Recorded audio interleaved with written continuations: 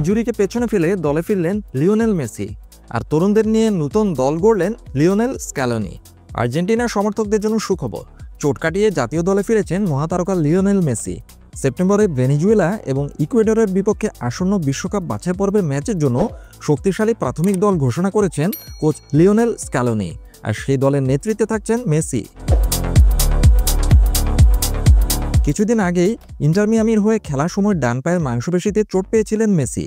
এর কারণে তাকে মায়ামির 2টি ম্যাচ মাঠের বাইরে থেকে দেখতে হয়েছিল। তবে গত শনিবারে দুর্দান্তভাবে মাঠে ফেরেন 8বারের ব্যালন ডি'র জয়ী এই তারকা।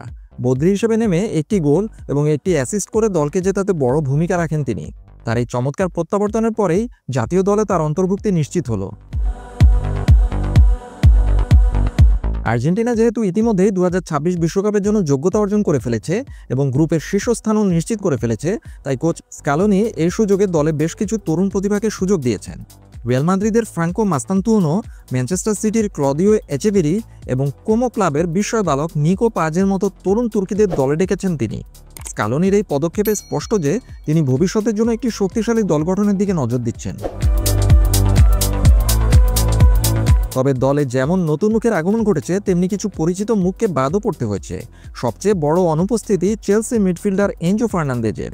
গত জুনে কলম্বিয়ার বিপক্ষে লাল কার্ড দেখায় 2 ম্যাচের জন্য নিষিদ্ধ হয়েছেন তিনি, তাই এই 2টি ম্যাচে তাকে দলে রাখা হয়নি। একইভাবে ম্যানচেস্টার ইউনাইটেডের সাথে টানাপোড়েন চলায় দলের বাইরে থাকা আলেহান্দ্রো গার্নাচোকেও দলে রাখা হয়নি। এছাড়াও এএস রোমার পাওলো দিবালা ও মাতিয়াস সোলে এবং পালমেরাসের আগুস্তিন জায়োকেকেও প্রাথমিক দলে রাখেননি স্ক্যালোনি। চলুন দেখে নেওয়া যাক আর্জেন্টিনার ঘোষিত প্রাথমিক দল কেমন হয়েছে।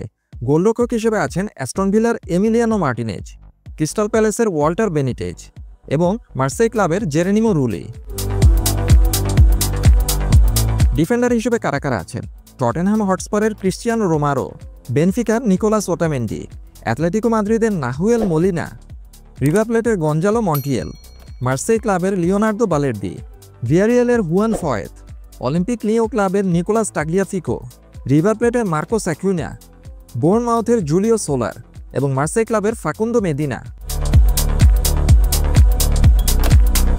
মিডফিল্ডার হিসেবে কারা কারা থাকছেন? লিভারপুল ক্লাবের Alexis Mac Allister, Bayer Leverkusen ক্লাবের এক্সকুয়েল প্যালাসিওস, পোর্তো ক্লাবের অ্যালান ভারেলা, বোকা জুনিয়র্সের লিয়ান্দ্রো পারদেস, অ্যাটলেটিকো মাদ্রিদের থিয়াগো আলমাদা, কোমো ক্লাবের নিকো পাজ, ইন্টার মিয়ামির রদ্রিগো ডি পল এবং রিয়াল বেটিসের Giovani Lo Celso.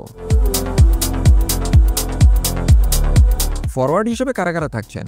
Manchester City থেকে ক্লদিও এচেভেরি, রিয়াল মাদ্রিদের ফ্রাঙ্কো মাস্তান্তুনো, জেনোয়া ক্লাবের ভ্যালেন্টিন কাবোর্নি, অ্যাটলেটিকো মাদ্রিদের জুলিয়ানো সিমিওনো, টাইগ্রেস ক্লাবের অ্যাঞ্জেল কোরেয়া, অ্যাটলেটিকো মাদ্রিদের জুলিয়ান আলভারেজ, জুভেন্টাস ক্লাবের নিকোলাস গঞ্জালেজ, ইন্টার মিয়ামির লিওনেল মেসি, ইন্টার মিলানের লাউতারো মার্টিনেজ এবং পালমেরাস থেকে হোসে ম্যানুয়েল লোপেজ।